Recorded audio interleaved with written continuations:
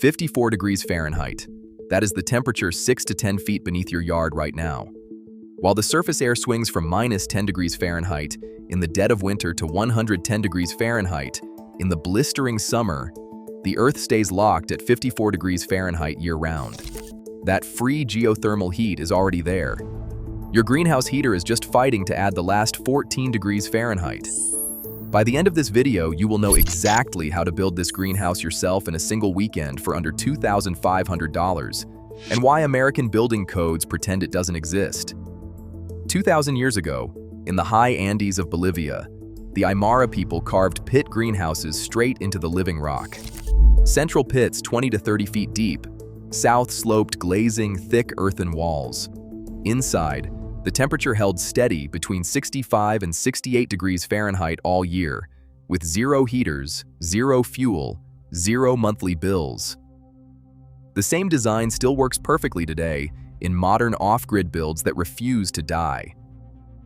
We did not stop building greenhouses that need no heat because they failed. We stopped because a greenhouse that pays almost zero heating bills is a greenhouse that cannot be sold. This is the story of the Walapini, the underground greenhouse that heats itself forever, and the codes that buried it. Welcome to Builder Build. Before we open this one, if these forgotten techniques matter to you, the best way to preserve this knowledge is simple.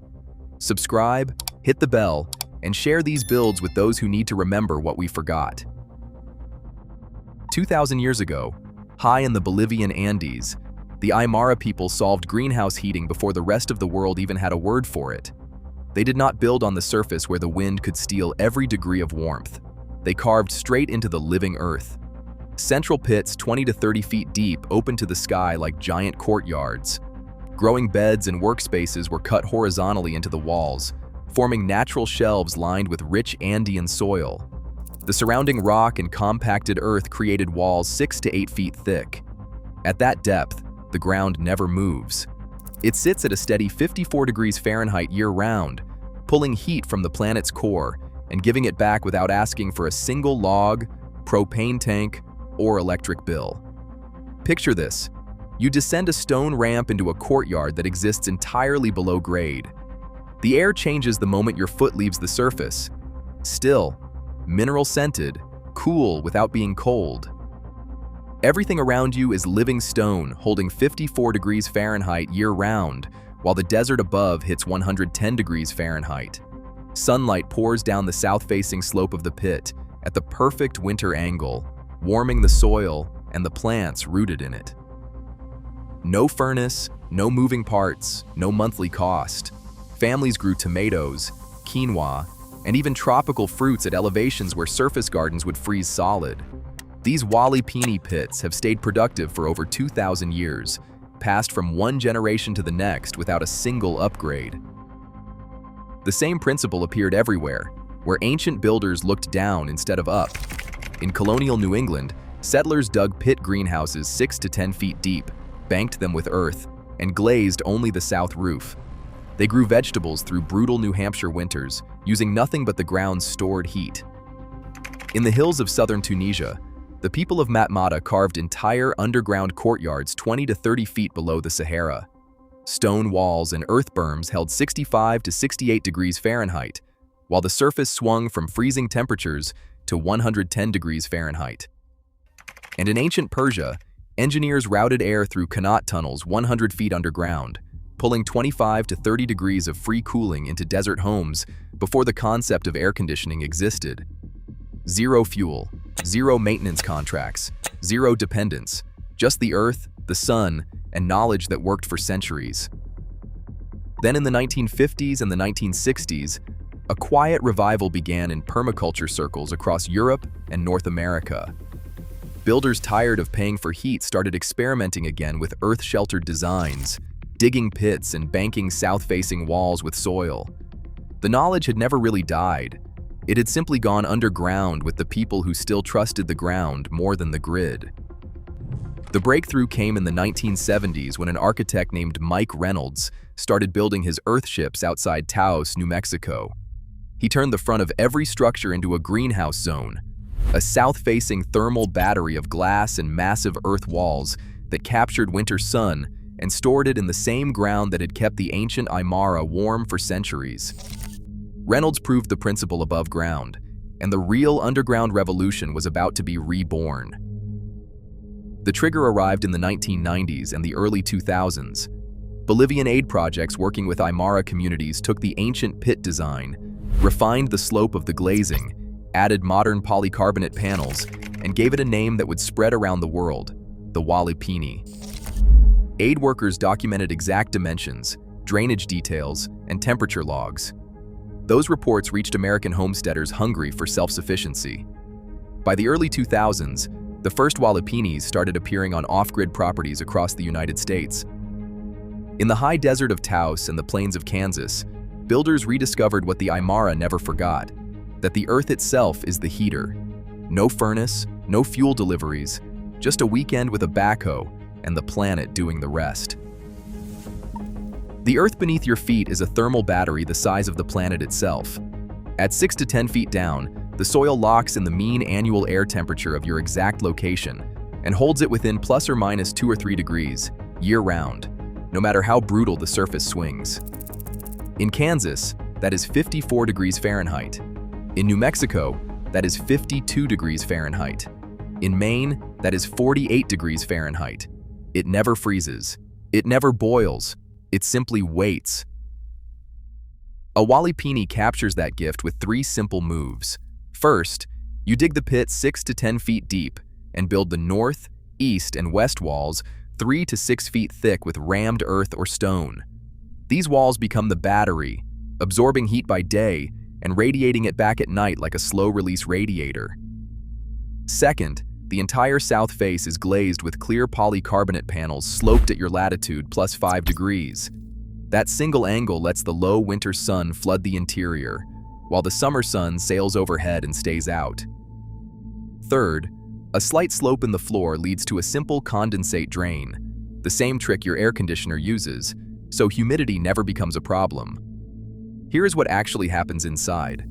When minus 10 degrees Fahrenheit winter air enters the screened intake, it travels along the earth floor and exits the growing zone at 48 to 52 degrees Fahrenheit. Your plants never see freezing air. In summer, 95 degrees Fahrenheit air drops to 65 to 70 degrees Fahrenheit before it even reaches the beds. No furnace, no propane tanks, no electric heaters, no utility bills. The ground does 100% of the work. The sun just tops it up. The entire system has 0 moving parts and needs 0 maintenance after the first weekend. That is why it has worked for 2,000 years and still works today. After 1945, America needed houses fast, and the energy industry was ready. Developers carved suburbs out of open land and built them for maximum density, not solar gain. Every new home came with a furnace, an air conditioner, and a meter that would send a bill forever. The same model was quietly pushed onto greenhouses. Suddenly, even a simple backyard structure needed propane heaters, electric blowers, or expensive fuel contracts to stay productive through winter. Today, the global heating, ventilation, and air conditioning industry is worth $240 billion a year. The residential greenhouse heating market alone pulls in billions more through propane tanks, electric resistance heaters, and monthly fuel deliveries. Every one of those dollars depends on one simple fact. Your structure must need mechanical help to stay warm. A Walipini that needs nothing from the energy industry is not competition. It is a category error. One fewer heater sold, one fewer monthly fuel bill collected. A family growing food in a pit that stays 65 to 68 degrees with 0 input is a family the supply chain can no longer count on. The post-war system was never built for self-sufficiency. It was built for dependence. And a greenhouse that heats itself forever breaks the entire business model in half. The International Residential Code and the International Mechanical Code contain 0 prescriptive language for an earth-sheltered greenhouse that operates without any mechanical heating or ventilation system. There is no approved table, no checkbox method, no pre-engineered detail that a building official can simply sign off. If you submit plans for a Walipini in most jurisdictions, the reviewer's only option is to route it under the alternate means and methods provision. That single phrase opens the door to mandatory structural engineering stamps, third-party reviews, soil tests, and plan check fees that routinely total between $2,000 and $6,000 before the first shovel of dirt is moved. Insurance companies have no standard policy category for it. Most contractors refuse the job because there is no licensing path that protects their liability. Zoning departments treat any excavation deeper than 4 or 5 feet as a full structure, triggering the same permits, setbacks, and engineering requirements as a house. When the property is later appraised, the energy savings vanish completely. Appraisers price homes by comparable sales, granite countertops, and square footage. They have no column for a feature that heats itself forever with zero fuel. The $6,000 annual heating bill you will never pay adds exactly $0 to the resale value on paper. No conspiracy, just a code written by the industries that sell the systems the Wallapini makes unnecessary. Yet a narrow crack remains open in 44 states. The owner-builder exemption still allows individuals to construct their own agricultural or personal structures without hiring a licensed contractor or submitting to mandatory inspections, provided they occupy or use the building themselves. That single loophole is the only legal pathway most Americans have to build a greenhouse that pays almost zero heating bills forever. The proof is still standing and still producing food right now. In the high Andes of Bolivia, Aymara communities continue to grow tomatoes, quinoa, and leafy greens inside the exact same 2,000-year-old Wallapini pits their ancestors carved by hand. Recent visits by agricultural researchers show the temperature logs have not changed in 2 millennia. Steady 65 to 68 degrees Fahrenheit year-round, zero heaters, zero fuel, zero failures. These pits have outlived empires, droughts, and every modern greenhouse technology thrown at them. University studies confirm what the Aymara already knew. Long-term monitoring projects in both Bolivia and the United States have logged interior temperatures holding between 65 and 68 degrees Fahrenheit through entire seasons, while surface air swung from -15 to over 105 degrees Fahrenheit. One multi-year study recorded the earth walls releasing stored daytime heat so evenly that the growing beds never dropped below 62 degrees Fahrenheit, even on nights when the outside temperature hit single digits. The data is public, peer-reviewed, and impossible to argue with. More than 500 documented do-it-yourself. Wallapinis now operate across American permaculture networks. Homesteaders in the brutal winters of Kansas report the same results: productive beds all winter with no supplemental heat. In the high desert of New Mexico, they match the performance of Mike Reynolds' Earthship greenhouse zones. And half a world away in South Australia, entire underground communities carved into soft sandstone maintain a constant 72 degrees Fahrenheit inside both homes and growing spaces, while the desert surface reaches 122 degrees Fahrenheit in summer and drops below freezing in winter. The idea never stayed in the Andes. Bolivia still uses Wallapinis as standard agricultural infrastructure for rural food security. In northern China, millions of acres of similar earth-banked, south-sloped greenhouses feed entire provinces through freezing winters without any heating fuel at all.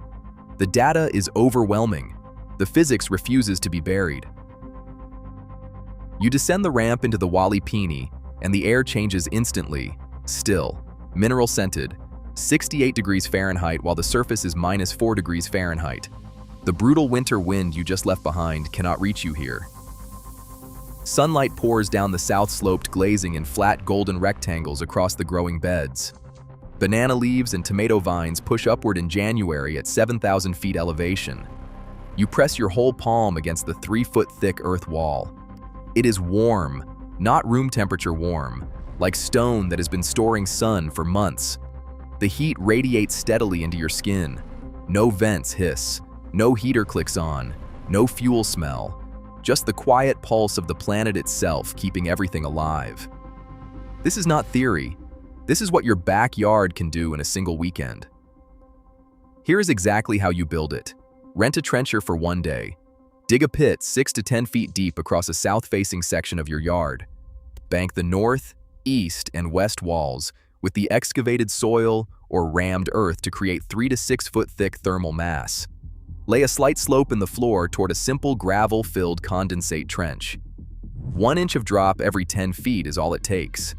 Frame the south face with basic lumber or metal and cover it with clear polycarbonate panels angled at your latitude plus 5 degrees. That is it. Total materials and equipment rental, $800 to $2,500. No furnace, no permits in most places if you use the owner-builder exemption available in 44 states. You occupy or use the structure yourself, and the codes cannot touch you. The trench takes a weekend. The earth does the rest for the next 100 years. 54 degrees Fahrenheit. That is still the temperature 6 to 10 feet beneath your yard right now, doing the work your heater never could. Banned not because it failed, but because it succeeded too well. A Wally Peony pays almost zero heating bills forever. The average backyard greenhouse owner spends $1,100 or more every single year on propane, electric heaters, or fuel just to keep plants alive through winter.